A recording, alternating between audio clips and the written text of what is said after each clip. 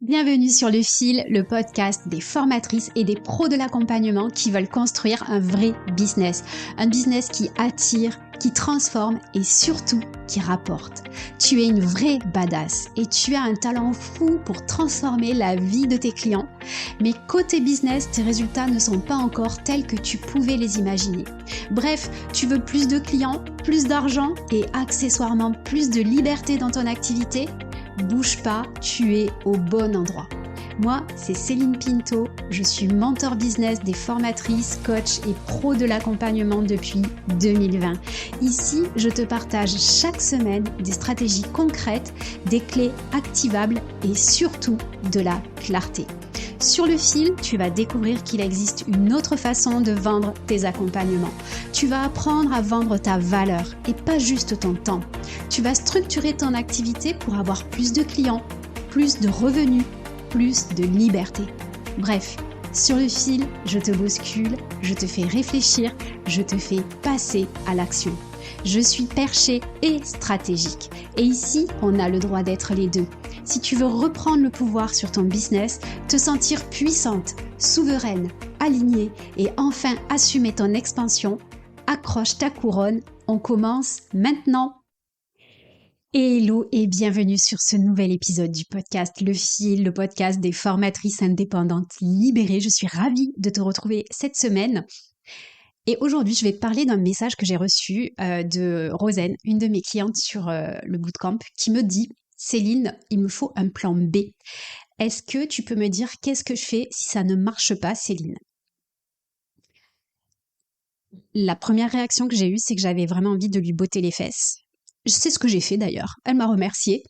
Et je me suis dit, il faut absolument que j'en parle dans le podcast parce que c'est un sujet hyper important, notamment quand tu veux lancer ton offre, créer ton offre signature, que tu veux développer un nouveau produit, développer ton activité. C'est hyper important de comprendre ça. Ce que je vais te parler dans cet épisode, c'est déjà qu'il y a un gros problème avec l'histoire du plan B. C'est le pire truc que tu puisses faire, c'est de chercher un plan B dans ton business. Je vais te parler aussi du mythe de la réussite fulgurante. Je vais te parler de ton offre qui est en réalité une équation à X inconnu. Je veux te parler aussi, pour terminer, des 2 qualités essentielles pour réussir dans le business, pour réussir ton activité. La première chose que je vais te raconter, c'est une légende, c'est la légende de Jules César, brûler les bateaux. Alors, j'ai retrouvé cette histoire sur Internet, je ne sais pas si c'est la vraie histoire, etc. Mais en tout cas, j'aime bien cette idée. En fait, c'est soi-disant Jules César qui va sur une île et il doit conquérir cette île. En fait, il y a... Voilà, c'est difficile d'arriver sur l'île, les soldats, ils arrivent sur l'île, ils sont hyper fatigués, etc. Et en fait, ils veulent repartir. Tous les soldats veulent repartir et ils veulent retrouver Rome parce que ils ont trop peur, etc. Et en fait, ce que fait César, c'est qu'il ordonne de brûler les bateaux. C'est-à-dire qu'une fois que tout le monde est sur l'île, il fait brûler tous les bateaux. Ce qui veut dire qu'en réalité, ils peuvent plus revenir en arrière. Ils peuvent plus reprendre les bateaux pour retourner en arrière. Et donc César dit, regardez ces flammes, il n'y a plus de chemin en arrière. On vaincra ou alors on périra ici. Et donc c'est ce jour-là que l'armée romaine a vu son avènement, etc. Comme il n'y avait rien à perdre, il y avait tout à gagner. Bon, peut-être que la légende est un peu excessive et un peu, oui, extrême, mais dans ton business, en fait, c'est la même chose. Parce que imagine que ton offre, et ma fameuse cliente, elle vient de passer 8 semaines dans un bootcamp. Elle a créé son offre, elle l'a imaginée, elle a partagé à des premières personnes, elle a fait sa page de vente, elle a créé tous les modules de sa formation, elle n'a pas terminé, elle a encore un tas de travail à faire. Et là, elle a à peine commencé, c'est-à-dire qu'elle n'en a même pas encore parlé, que déjà, elle pense à ce qu'elle va faire si ça ne marche pas. En fait, le sujet, c'est vraiment pas ça. Le sujet, c'est qu'est-ce que je fais pour que ça marche? Qu'est-ce que je fais pour donner les moyens à cette offre de fonctionner et de cartonner? Et le problème du plan B, c'est que quand tu as un plan B comme ça sous le coude, tu te dis, bah, de toute façon, c'est pas grave. Si ça marche pas, je ferai le plan B. En fait, tu te tires une balle dans le pied avant même d'avoir commencé. Parce que tu sais qu'au premier obstacle, à la première difficulté, tu vas laisser tomber. Parce que tu as un plan B. Alors, je dis pas qu'il faut brûler les bateaux, tu vois, tout le temps. Quand tu es marié, que tu as des enfants, que tu as une vie à gérer, des crédits, etc., faut pas prendre de risques, hein. Tu vois, moi, quand j'ai créé mon offre signature, que je me suis lancée, etc., j'ai gardé et j'ai toujours des écoles sous la main. Donc, je te dis pas de tout brûler. Je te dis simplement que chercher les plans B, c'est déjà mettre une balle dans le pied à ton offre. Euh, donc, ce que je trouve intéressant dans le sujet, c'est aussi le côté énergétique du plan B. En fait, si tu as un plan B,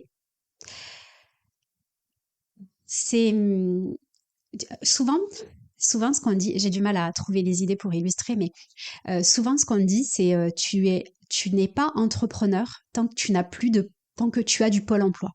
Tant que tu continues de toucher des ARE de la part de Pôle emploi, c'est OK en fait, tu as le temps. Et donc, je sais plus combien de temps ça dure Pôle emploi, mais moi à l'époque c'était 2 ans.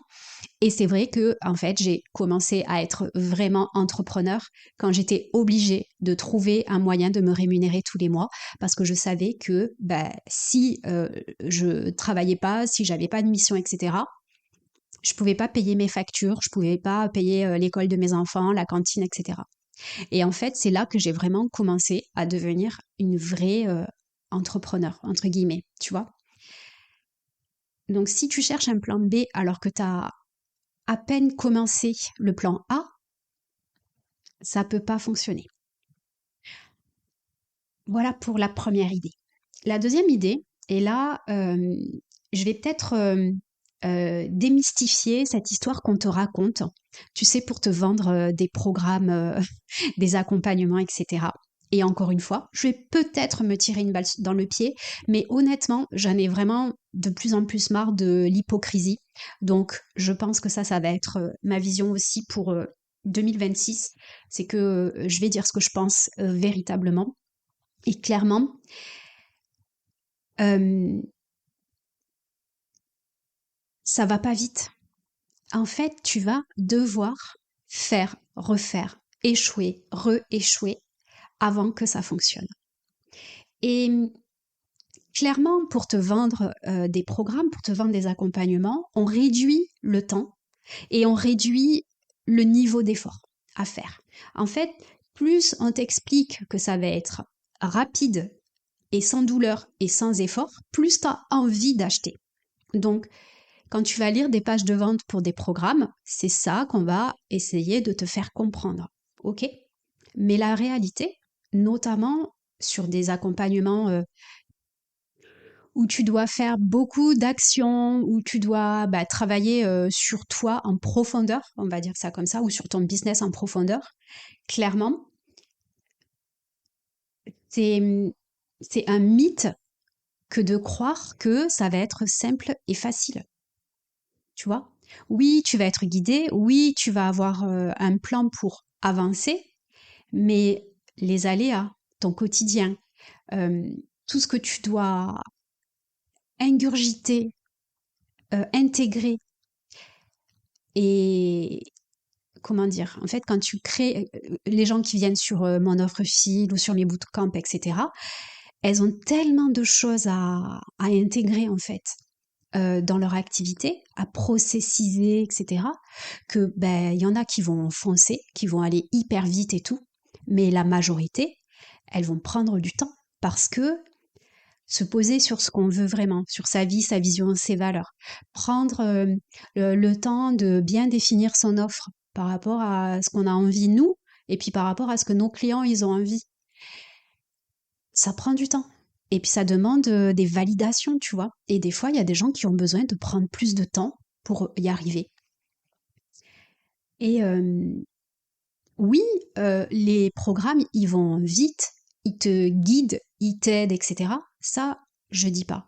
Mais toi, ton travail interne, tu vas devoir le faire. Et moi, par exemple, mon programme Fil, il prend 3 mois, mais il peut très bien prendre beaucoup plus de temps si tu prends plus de temps à processiser. Tu vois? Le mythe de ces programmes et comment dire? Je pense que j'alimente aussi ce mythe parce que malheureusement, c'est les ingrédients qui font aujourd'hui que les personnes achètent. Alors, je ne sais pas la dernière fois que tu as acheté un programme ou ce genre de choses, mais c'est l'idée du succès facile et rapide qui t'a permis de, de prendre la décision d'acheter. Et en fait, il y a un passage au moment où tu as intégré le programme, où tu as décidé que tu allais y aller. Et là, retour à la réalité, tu te rends compte que va y avoir du taf, en fait. Tu te rends compte que ça va pas être si magique que ça. Mais la réalité, c'est que c'est OK. Parce que finalement, il y a... si tu n'avais pas eu cette idée avant de devenir acheteur, que ça allait être facile et rapide, tu n'aurais peut-être jamais pris le programme. Tu l'aurais jamais intégré. Tu vois? Donc d'un côté, il y a le marketing. C'est l'histoire de la lessive qui lave plus blanc que blanc, tu vois. C'est la même chose. Regarde les pubs pour les produits de beauté, là, les anti-rides et tout. Enfin, je veux dire, quand tu regardes ces publicités-là, on te fait miroiter que tu vas gagner 15 ans dans la vue. Non, la vérité, c'est que c'est faux. Malgré tout, c'est l'idée d'avoir l'air plus jeune, etc., qui te fait acheter le produit. Une fois que tu l'as acheté, que tu commences à passer la crème pendant 15 jours, t'es pas là à vérifier si ça a fonctionné et tout ça. Tu sais très bien que c'est pas de la magie. Mais pour autant, c'est ça qui t'a donné envie d'acheter. Tu vois? Donc attention avec ce qu'on te vend en fait de manière frontale avec le marketing, etc. Et encore une fois, moi je veux arrêter l'hypocrisie parce que je joue ce jeu-là aussi. Euh, Tu découvriras dans mes programmes que moi, je t'amène du point A au point B en 12 semaines, en 3 mois. Oui, le programme, il est fait comme ça. Et il fonctionne comme ça. Mais il y a des personnes qui ont besoin de plus de temps pour y arriver. OK? Ce matin, j'écoutais un podcast. La Queen, personne, euh, la personne qui représente la jeunesse et que j'aime le plus actuellement, c'est Lena Situation avec son nouveau podcast Couch. Elle a interviewé DJ Snake. Alors, je ne sais pas si tu connais DJ Snake, mais grosso modo, c'est un DJ qui est là dans la place depuis peut-être 10 ou 15 ans. Il a fait des titres de fou malade, mais avant d'y arriver, en fait, c'était un mec random. Et il a galéré pendant 10 ans. Il était inconnu au bataillon, les gens ils lui fermaient la porte des boîtes de nuit, tout le monde le prenait pour un tocard, etc. Et en fait, il explique dans le podcast de Lena Situation que lui, il a échoué des dizaines et des dizaines de fois avant de réussir. Et il attendait juste son moment et il a jamais rien lâché. Il a continué à avancer tout le temps, tout le temps, tout le temps, jusqu'au moment où ça a fini par marcher. Et moi, ce que je veux te dire, le message que je veux te dire aujourd'hui, c'est clairement la réussite fulgurante, c'est 1% des gens. 99% des autres personnes, ils vont pas avoir une réussite fulgurante, ils vont avoir une réussite normale. Et une réussite normale, c'est une réussite qui arrive après 10, 15, 20 échecs. Alors imagine si tu te poses la question avant même d'avoir commencé, qu'est-ce que je fais si ça ne marche pas? C'est pas possible en fait. Et DJ Snake, là dans l'épisode, il explique très bien, c'est que il savait que il se rapprochait de plus en plus de son objectif et que s'il arrêtait, peut-être qu'il était à 10 centimètres de l'objectif. Donc pour lui, c'était impossible d'arrêter parce qu'à un moment donné, il savait que ça allait percer, il savait que ses efforts allaient payer. Tu vois? Quand tu as un plan B, à la moindre difficulté, bah, tu fais demi-tour et puis tu vas chercher ton plan B en fait. Tu vas te dire ouais, ça n'a pas marché. Ben non, pas du tout.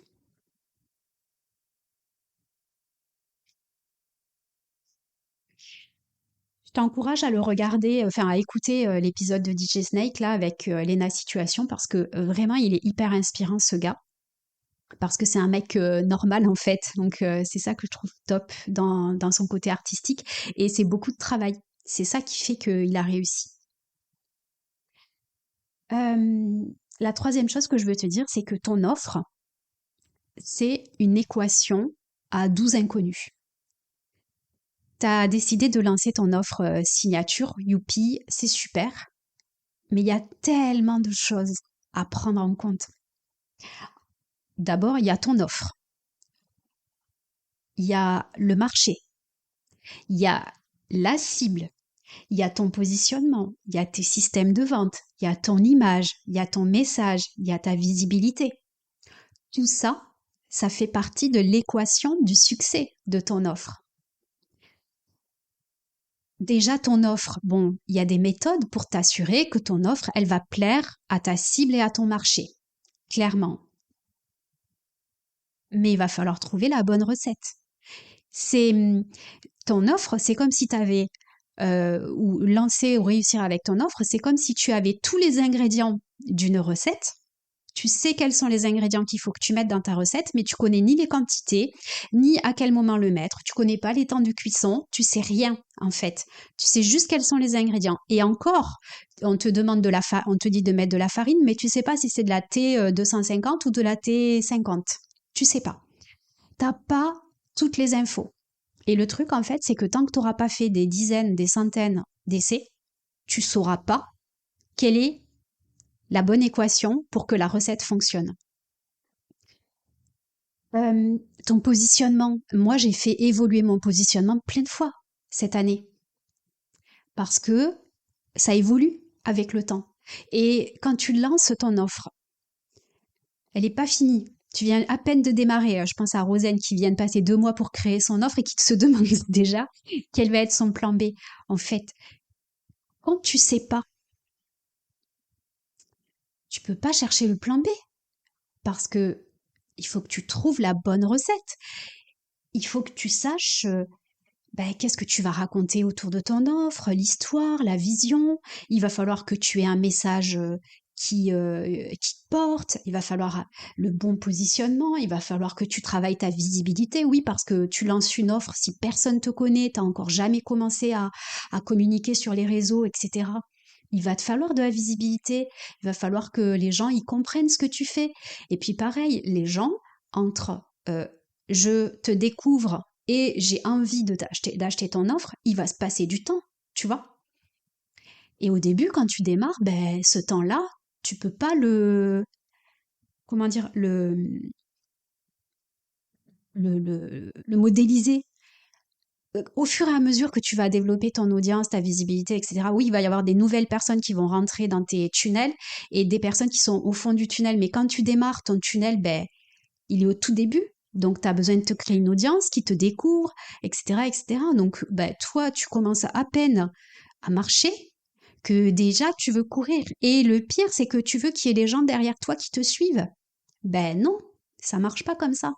Donc, avant de chercher un plan B, trouve la bonne équation pour faire fonctionner ta recette. Et ça, encore une fois, je vais le démystifier, mais ça prend du temps. Ça demande des ajustements. Ça demande de d'analyser, ça demande de la résilience. Et alors ça y est, on va arriver aux 2 qualités qui sont, à mon sens, essentielles quand tu lances une offre et que tu veux la développer. C'est la première, la résilience. Parce que il n'y a aucun succès, à part des succès fulgurants, qui se font en 3 jours. C'est pas possible. Ça ne marche pas. Et même s'il y a des gens qui te font croire ça sur les réseaux, c'est faux. C'est faux. La résilience, c'est aussi la capacité que tu vas avoir à mesurer les actions que tu fais. Toutes les actions que tu fais, mesure-les, analyse-les sur un plan quantitatif et sur un plan qualitatif.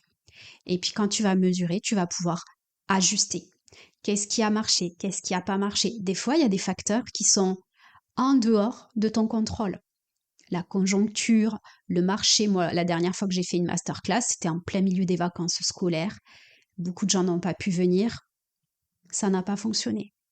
La date, je pouvais pas prévoir que la date n'était pas OK. Tu vois? Peut-être c'est autre chose qui n'a pas fonctionné. Peut-être que c'est le lien que j'ai pas su créer avant la masterclass pour faire venir les gens. Je sais pas. Mais j'ai analysé tout ça. Et je me suis dit, il y a plusieurs facteurs possibles. Donc la prochaine fois, je ferai autrement. Je vais ajuster. Donc une masterclass qui marche pas, dis-toi que c'est des enseignements. Et oui. Une offre qui marche pas, qu'est-ce que tu as fait pour qu'elle marche? Qu'est-ce qui n'a pas fonctionné? C'est tout ça en fait. Et c'est ça la résilience, c'est de se dire, et si tu as un plan B, tu vas pas chercher ce plan B là. La résilience, c'est de se dire, je crois en mon offre, je suis persuadée que cette offre va me permettre de vivre de ma passion, de vivre de mon activité, de suivre ma vie, ma vision, mes valeurs, peu importe pourquoi tu crées ton offre. Mais la résilience, c'est ça qui va t'aider à continuer d'agir malgré tout. C'est pas un plan B dont tu as besoin. La deuxième qualité, pour moi, qui est primordiale, parce que sans ça, tu abandonnes dès le début. Sans ça, il n'y a pas de sens dans ce que tu fais. Et ça, c'est la vision. Quelle est ta vision? Qu'est-ce que tu veux offrir à ce monde? Pourquoi tu veux faire ça? Qu'est-ce qui t'anime? Ta vision, c'est ton truc le plus puissant. Et je crois que ça, je viens à peine de le comprendre. Moi, j'ai une idée visionnaire de l'offre signature. Et je pense que ça sera le sujet de mon prochain épisode de podcast. La vision, c'est ce qui fait que tous les matins, tu te lèves. Et ça, c'est le truc le plus fort qui fait que tu vas pas abandonner. Et dans mes programmes, on commence toujours par définir sa vision. Parce que c'est ça ton moteur, c'est ton driver, c'est ce qui fait que tu vas pas lâcher, que tu vas continuer. C'est pas d'avoir un fucking plan B.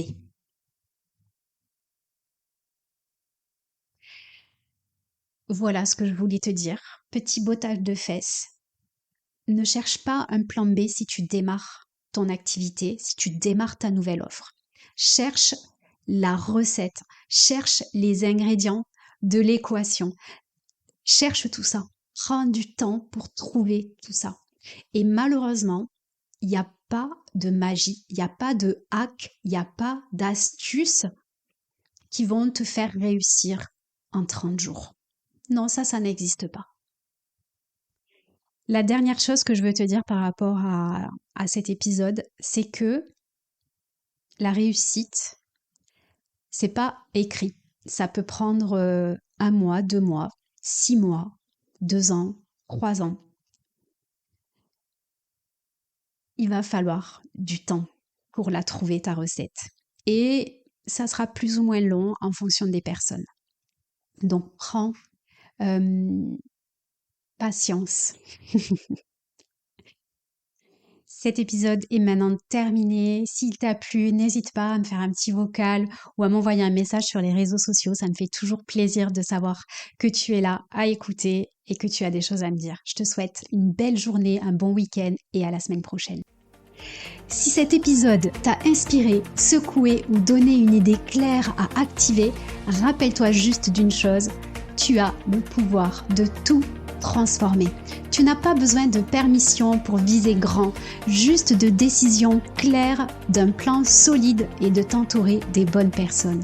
Si tu veux aller plus loin, mon programme de mentorat est là pour les plus déterminés. Tu trouveras le lien juste en dessous de l'épisode. Et si ce podcast te parle, pense à t'abonner, le partager et à laisser une note parce que c'est la meilleure façon de le faire rayonner. À très vite dans un nouvel épisode et d'ici là, continue d'assumer ton expansion.